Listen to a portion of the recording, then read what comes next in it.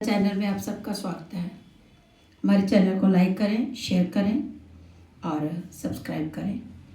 जो नए लोग जुड़ते हैं, हम आपको भक्त मार्ग की कथाओं में सुना रहे थे भगवान की माया को जीत लेने वाले भक्तों की कहानियाँ।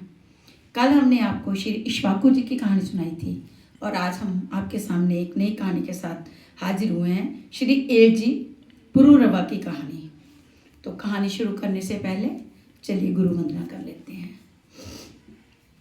जय गुरुदेवा, जय गुरुदेवा, जय गुरुदेवा, जय गुरुदेव, जय गुरुदेवा, जय गुरुदेवा, जय गुरुदेवा, जय गुरुदेव। जय श्री कृष्ण सबको। तो चलिए शुरू करते हैं श्री एलजी पुरूरवा की कहानी। व्यवस्थ मनु के पुत्र ना था। उस समय सर्वप्रथम भगवान वशिष्ठ जी ने इन्हें संतान प्राप्ति कराने के लिए मित्रा वरुण देव का यज्ञ कराया। मनु पत्नी श्रद्धा, जिसने यज्ञ की दीक्षा ली थी, उसने होता के पास जाकर प्रणाम पूर्वक कन्या के लिए प्रार्थना की। फलतः होता ने आहुति छोड़ते समय एकाग्रचित हो कन्या का संकल्प करके आहुति छोड़ी। होता के इस व्यक्तिक्रम से मनु के पुत्र के स्थान पर इला नाम की कन्या पैदा हुई। उसे देखकर मनु जी प्रसन्न नहीं हुए। होता के इस व्यक्तिक्रम से मनु के पुत्र के स्थान पर इला नाम की कन्या पैदा हुई। उसे देखकर मनु जी प्रसन्न नहीं हुए थे।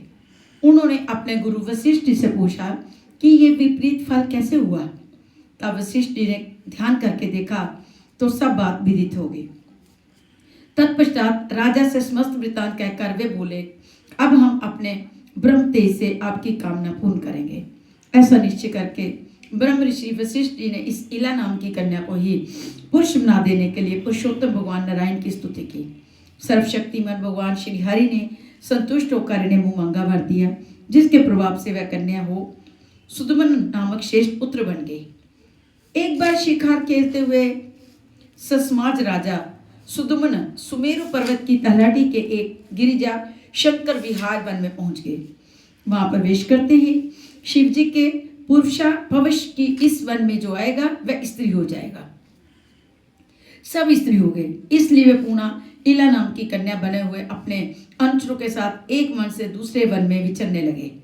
उसी समय चंद्रमा पुत्र बुध, जो समीप के ही एक वन में तपस्या कर रहे थे, स्त्री रूपधारी सुदमन को देखकर मोहित हो गए और इधर उन्होंने भी कापोमम चंद्र कुमार बुद्ध को पति बनाना चाहा। फिर तो दोनों में परस्पर प्रेम हो गया। परिणाम स्वरूप बुद्ध ने उनसे पुरूरवा नामक पुत्र उत्पन्न किया। कुछ काल बाद सुदमन ने श्री सद्गुरुदेव वशिष्ठ जी का स्मरण किया। वे आए और राजकुमार की दशा देकर उन्हें दे आ गई। उन्होंने सुदमन को पुनः पुरुष बना देने के लिए भगवान शंकर की आराधना की। श्री शिव जी ने अपना शाप और वशिष्ठ जी की विनय दोनों की रक्षा करते हुए यह वर दिया कि ये 1 महीने तक पुरुष एवं 1 महीने तक स्त्री रहेंगे। बुद्ध पुत्र पुरूरवा ही इला के गर्भ से उत्पन्न होने से एल कहे गए। स्वर्ग की सर्वश्रेष्ठ अप्सरा उर्वशी एक दिन इंद्र की सभा में देव ऋषि नारद जी के मुख से पुरूरवा के रूप, गुण, शील, स्वभाव, शौर्य, वीर्य, बल, पराक्रम को सुनकर मोहित होकर स्वर्ग से पुरूरवा के पास चली आई। उर्वशी को मृत्युलोक में जाने का मित्रा वरुण का शाप भी था, अतः उसने पुरूरवा के साथ विहार करते हुए शाप की अवधि बिताने का निश्चय किया।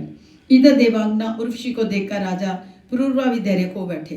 परिणाम स्वरूप दोनों में स्नेह संबंध हो गया। शाप की अवधि प्रयत्न पुरूरवा के साथ विहार करती हुई उर्वशी अवधि बीतने पर बिना किसी शील संकोच के इन्हें छोड़कर स्वर्ग चली गई। उसके चले जाने पर पहले तो परम यशस्वी सम्राट पुरूरवा विरह से अत्यंत व्याकुल हो गए, परंतु पीछे शोक हट जाने पर उन्हें बड़ा वैराग्य हुआ और तब उनके हृदय से जो उद्गार निकला है वह परमार्थ पथ के पथिकों के लिए बड़े ही महत्व का है। यथा अपने वास्तविक कल्याण को समझने वाले विवेकी पुरुष को चाहिए कि वह स्त्रियों एवं स्त्री लंपट पुरुषों का संग न करे। विषय और इंद्रियों के संयोग से ही मन में विकार होता है, अन्यथा विकार का कोई अवसर ही नहीं है। जो वस्तु कभी देखी या सुनी नहीं गई हो उसके लिए मन में विकार नहीं होता, और जो लोग विषयों के साथ इंद्रियों का संयोग नहीं होने देते उनका मन अपने आप निश्चल होकर शांत हो जाता है। अतः मन, वाणी और श्रवण आदि इंद्रियों से स्त्री और स्त्री लंपटों का संग कभी नहीं करना चाहिए। मुझ जैसे संसारिक लोगों की तो बात ही क्या, बड़े बड़े विद्वानों के लिए भी अपनी इंद्रिय और मन विश्वसनीय नहीं है। राजराजेश्वर पुरुरवा के मन में जब इस प्रकार उद्गार उठने लगे तब उन्होंने उर्वशी का मन से परित्याग कर दिया। अब ज्ञानोदय होने से उनके मन का मोह जाता रहा और उन्होंने अपने हृदय से ही आत्म स्वरूप से श्री कृष्ण का साक्षात्कार कर लिया और बाद में स्थित हो गए। महाभारत अनुशासन पर्व में इनका प्रातः स्मरणीय राज ऋषियों के रूप में स्मरण किया गया है। जय श्री कृष्ण।